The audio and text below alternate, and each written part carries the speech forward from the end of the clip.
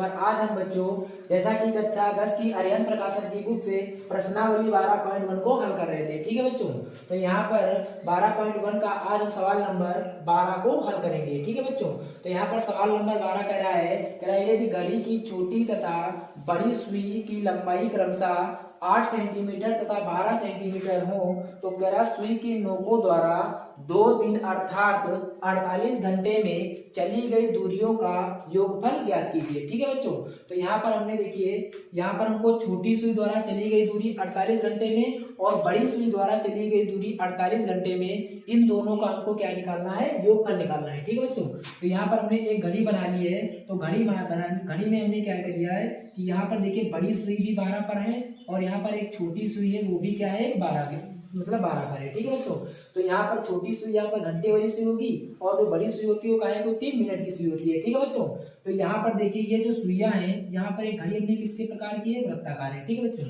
अब यहाँ पर ये जो सुइयां हैं तो ये यहाँ पर क्या करेंगी, एक त्रिज्या के रूप में होगी। ठीक है बच्चों, तो हम सबसे पहले क्या करेंगे कि छोटी सुई द्वारा पहले एक चक्कर में चली गई दूरी को निकाल लेंगे। ठीक है बच्चों, उसी प्रकार हम फिर क्या करेंगे कि छोटी सुई द्वारा 48 घंटे में चली गई दूरी को निकाल लेंगे। ठीक है बच्चों, तो यहाँ पर लिखेंगे कि छोटी सुई द्वारा एक चक्कर में चली गई दूरी, तो यहाँ पर लिखेंगे छोटी सुई द्वारा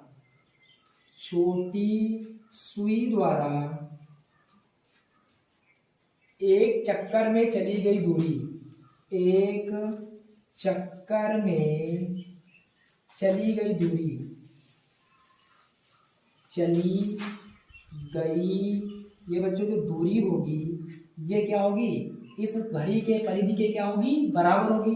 तो यहाँ पर घड़ी की परिधि कितनी होती है, 2 पाई r। ठीक है बच्चों, यहाँ से हल करेंगे तो 2 पाई का मान कितना होता है 22/7 और यहाँ पर r क्या हो जाएगा, तो छोटी सुई की लंबाई कितनी है 8 सेंटीमीटर है, तो यहाँ पर इसके लिए त्रिज्या कितनी हो जाएगी 8 सेंटीमीटर हो जाएगी। तो यहाँ पर r कितना हो जाएगा 8 सेंटीमीटर हमको दिया हुआ है। ठीक है बच्चों, अब इसको जब हम सरल करेंगे तो यहाँ पर देखिए हम क्या 22 की गुणा 2 से कराएंगे, 22 दूनी 44 और गुणे में 8 है और बटे कितना दिया हुआ है 7 दिया हुआ है। ठीक है बच्चों, इसको हम और हल करेंगे तो यहाँ पर देखिए 8 चौको 32 का 2 हासिल है 3 हो जाएगा, 8 चौको 32, 32 में 3 को जोड़ेंगे कितना हो जाएगा बच्चों 35 हो जाएगा।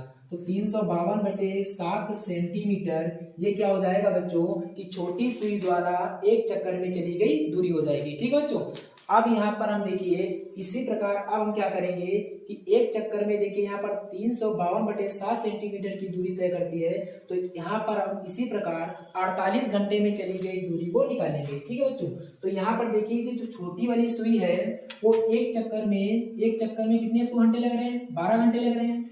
छोटी वाली सुई को एक चक्कर में कितने घंटे लगेंगे, क्योंकि 1 बजे होंगे, फिर 2 बजेंगे, 3 बजेंगे, क्योंकि घंटे वाली सुई है तो ये 12 घंटे में कितने चक्कर लगा पाएगी, एक चक्कर को लगा पाएगी। ठीक है बच्चों, तो यहाँ पर इसी प्रकार तो 48 घंटे में कितने चक्कर लगाएगी, तो 48 घंटे में छोटी वाली सुई कितने चक्कर लगाएगी बच्चों, 4 चक्कर लगाएगी। ठीक है बच्चों, तो यहाँ पर लिखेंगे 48 घंटे अर्थात 2 दिन, तो क्या लिखेंगे 48 घंटे में छोटी सुई द्वारा तय की गई ये बच्चों जो दूरी होगी वो बराबर हो जाएगी एक चक्कर में चली गई दूरी मतलब 352/7 गुणे कितना हो जाएगा 4 हो जाएगा, क्योंकि 4 इसलिए कराया है क्योंकि बच्चों 12 घंटे में छोटी वाली सुई एक चक्कर लगाती है, तो इसी प्रकार 12 एकम 12, 12 दूनी 24, 12 तेरह 36, 12 चक्कू 48 मतलब 4 घंटे में ये मतलब 48 घंटे में कितने चक्कर लगाएगी, 4 चक्कर लगाएगी। ठीक है बच्चों, अब इसको सरल कर लेंगे तो यहाँ पर कितना हो जाएगा 2 चक्कू 8 होता है और यहाँ पर 4 दूनी 8 हो गया, 4 पंचे 20 का 0 हासिल आया 2, 4 दिया 12, 12 में 2 को जोड़ेंगे 1408 बटे कितना हो जाएगा 7 सेंटीमीटर। ठीक है बच्चों, तो यहाँ पर हम 48 घंटे में छोटी सुई द्वारा तय की गई कुल दूरी को निकाल लिया। अब हम इसी प्रकार बच्चों बड़ी सुई द्वारा 48 घंटे में चली गई दूरी को निकालेंगे। तो सबसे पहले हम बड़ी सुई द्वारा एक चक्कर में चली गई दूरी को निकालेंगे, तो यहाँ पर लिखेंगे बड़ी सुई द्वारा एक चक्कर में चली गई दूरी, एक चक्कर में चली गई दूरी ये बच्चों कितनी हो जाएगी, ये अपनी परिधि के बराबर सेम इसी प्रकार होगी। तो परिधि कितनी होती है बच्चों वृत्त की, 2πr। ठीक है बच्चों, तो यहाँ पर इसको हल करेंगे तो 2π का मान कितना होता है बच्चों, 22/7। अब यहाँ पर r क्या हो जाएगी, बड़ी सुई की लंबाई। तो बड़ी सुई की लंबाई कितनी यहाँ पर देखिए बच्चों, 12 सेंटीमीटर। सरल करो तो यहाँ पर हो जाएगा कितना, 22 दूनी 44 और गुणे में कितना है बच्चों, 12 बटे में कितना हो जाएगा, 7 हो जाएगा। यहाँ पर 12 गुणा 4 से कराएंगे कितना हो जाएगा, 12 चक्कू 48 के 8 हासिल 4 आया, 12 चक्कू 48, 48 में 4 जोड़ेंगे 52/7 सेंटीमीटर। यहाँ पर देखिए बच्चों 528/7 सेंटीमीटर, ये क्या आ गया, ये मतलब बड़ी सुई द्वारा एक चक्कर में चली गई दूरी आ गई। ठीक बच्चों, अब हम इसी प्रकार 48 घंटे में बड़ी सुई द्वारा चली गई दूरी को निकालेंगे। तो यहाँ पर हो जाएगा 48 घंटे में, 48 घंटे में बड़ी सुई द्वारा तय की गई दूरी, ये कितनी हो जाएगी बच्चों, ये हो जाएगी कितने, एक चक्कर में चली गई दूरी। तो एक चक्कर में चली गई दूरी कितनी है बच्चों, तो इसको यहाँ पर लिखते हैं, गई बराबर में यहाँ पर दूरी। ठीक है बच्चों, तो ये कितनी हो जाएगी, एक चक्कर में चली गई दूरी, एक चक्कर में कितनी चली है बच्चों, 528/7। अब देखिए यहाँ पर, तो यहाँ पर 48 घंटे में ये जो बड़ी वाली सुई है कितने चक्कर लगाएगी। तो यहाँ पर देखिए बच्चों, ये जो 48 घंटे में देखिए बच्चों कि ये बड़ी वाली सुई एक घंटे में देखिए एक चक्कर लगाती है, क्योंकि एक घंटे में 60 मिनट होते हैं। और 60 मिनट तभी होंगे जब बड़ी वाली मिनट की सुई एक बार चक्कर लगाएगी। तो एक घंटे में कितने चक्कर लगा पाएगी, केवल एक चक्कर लगा पाएगी। तो इसी प्रकार 48 घंटे में कितने चक्कर लगाएगी, 48 घंटे मतलब 48 चक्कर लगाएगी। अब इसको बच्चों सरल करेंगे तो ये कितना हो जाएगा, 48 से गुणा 528 से करा देंगे। तो यहाँ पर देखिए साइड में कर लेते हैं, तो यहाँ पर कितना हो जाएगा, 528 गुणे में कितना है बच्चों, 48, ये कितना हो जाएगा, ये हो जाएगा 88 64 के 4 हासिल आया 6, 8 दूनी 16, 16 में 6 को जोड़े कितना आएगा, 22 के 2 हासिल आया कितना, 8 दूनी 88 64 के 4 हासिल आया 6, 8 दूनी 88 64 के 4 हासिल आया 6, 8 दूनी 16, 16 6 22 हासिल आया 2, 8 5 40 2 42 हो गया। 4 और 32 के 2 हासिल आया 3, 4 दूनी 8 3 13 हासिल आया 1, 4 5 20 20 में को जोड़ोगे 21 आएगा। यहाँ पर आएगा 4 4 3 5 2, कितना आएगा 25,344। ठीक है बच्चों, तो यहाँ पर देखिए जब हम 48 की गुणा 528 से कराएंगे तो ये बच्चों आएगा 25,344 के बटे में कितना हो जाएगा बच्चों, 7 हो जाएगा। ठीक बच्चों, अब यहाँ पर प्रश्न कह रहा था कि 48 घंटे में छोटी सुई द्वारा और बड़ी सुई द्वारा तय की गई कुल दूरी का योग बताइए। तो यहाँ पर लिखेंगे छोटी तथा बड़ी सुई द्वारा तय की गई कुल दूरी। तो यहाँ पर लिखेंगे छोटी तथा बड़ी सुई द्वारा तय की गई कुल दूरी,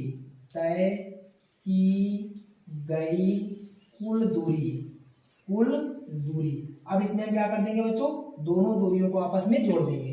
तो पहली दूरी कितनी आई है, 1408/7 प्लस इसमें हम बड़ी सुई द्वारा तय की गई दूरी कितनी है, 25,344 बटे में कितना है बच्चों, 7 है। इसको हल कर लेंगे। देखिए हर दोनों के समान खुलासा कितना हो जाएगा, 7 हो जाएगा। 1408 प्लस में कितना हो जाएगा, 25,344 जोड़ेंगे कितना हो जाएगा, 8 4 12 के 2 हासिल आया 1, यहाँ पर 4 है कितना हो जाएगा 5, 7 हो जाएगा बच्चों यहाँ पर, और कितना हो जाएगा 5 1 6 हो जाएगा 2 बटे में कितना हो जाएगा 7। अब इसको 7 से डिवाइड कर देंगे, 7 एकम 7, 7 यहाँ 21 होता है, बचा कितना है बच्चों 5, इसमें जोड़ेंगे हो जाएगा 57, 7 और 56 होता है, बचा 1 इसमें जोड़ेंगे 15, 7 दूनी 14 होता है, बचा कितना 1 इसमें जोड़ेंगे यहाँ पर 7 एकम 7 बचे 5, 10 में लगाएंगे 0 बढ़ाएंगे कितना हो जाएगा 50 तो यहाँ पर आ जाएगा 3821.7 सेंटीमीटर, ये क्या हो जाएगी, दूरी हो जाएगी। ठीक है बच्चों, अब हम इसके बाद में अगले सवाल को हल करेंगे, नोट कर लीजिए। अब यहाँ पर हम बच्चों सवाल नंबर अगले को हल करेंगे। तो यहाँ पर सवाल नंबर 13 है, करा दो समांतर रेखाएं वृत्त को क्रमशः बिंदु ए और बी पर स्पर्श करती हैं। यदि वृत्त का क्षेत्रफल 25 पाई सेंटीमीटर स्क्वायर हो, तब कह रहा है कि ए बी की लंबाई ज्ञात कीजिए। ठीक है बच्चों, तो यहाँ पर कोई दो समांतर रेखाएं हैं, वो किसी वृत्त को बिंदु ए और बी पर स्पर्श करती है। ठीक है बच्चों, तो यहाँ पर हमने मान लिया कि ये कोई एक वृत्त है। ठीक है बच्चों, ये कोई एक वृत्त है। अब इस वृत्त का यहाँ पर क्या होगा, केंद्र होगा। ठीक है बच्चों, अब यहाँ पर कोई एक मतलब बिंदु यहाँ पर ले लेते हैं ए, और एक हम बिंदु यहाँ पर ले लेते हैं कोई बी। ठीक है बच्चों, अब इन दोनों बिंदुओं पर दो स्पर्श रेखाएं क्या करती हैं, इसको स्पर्श करती हैं।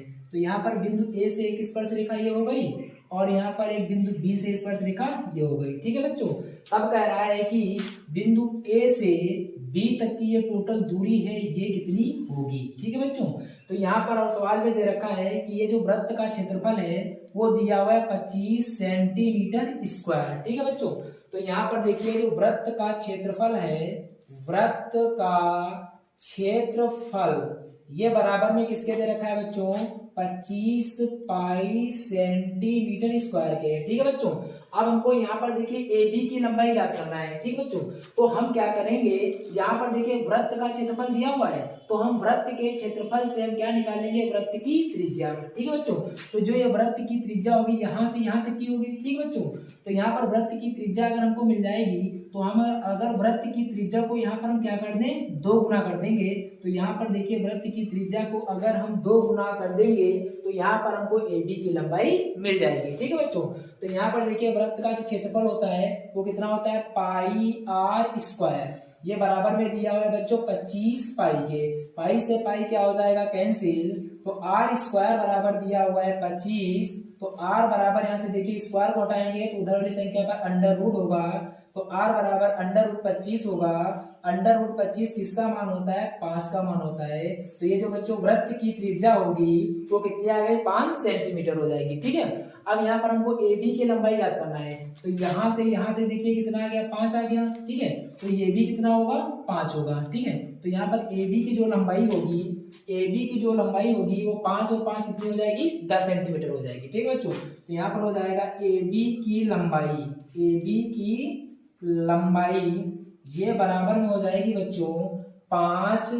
यहाँ पर इसको अगर हम केंद्र को थोड़ा सही से लिखें तो यहाँ पर केंद्र को ओ मान लें, तो ओ बी, ए बी की लंबाई जो होगी वो कितनी हो जाएगी बच्चों, ओ ए प्लस में कितना हो जाएगा, ओ बी हो जाएगा। ठीक है बच्चों, अब यहाँ से यहाँ तक ये 5 सेंटीमीटर है, तो ये भी कितना होगा, 5 सेंटीमीटर, दोनों आपस में जुड़ जाएंगे। तो 5 + 5 बराबर 10 सेंटीमीटर ए बी की लंबाई होगी। ठीक है बच्चों, ये इसका क्या हो जाएगा, आंसर हो जाएगा। अब यहाँ पर हम बच्चों अगले सवाल नंबर को हल करेंगे। सवाल नंबर 14 है, कह रहा है एक तार को जब वर्ग के आकार के में मोड़ा जाता है तो इसके द्वारा आंतरिक क्षेत्रफल 121 सेंटीमीटर स्क्वायर हो जाता है।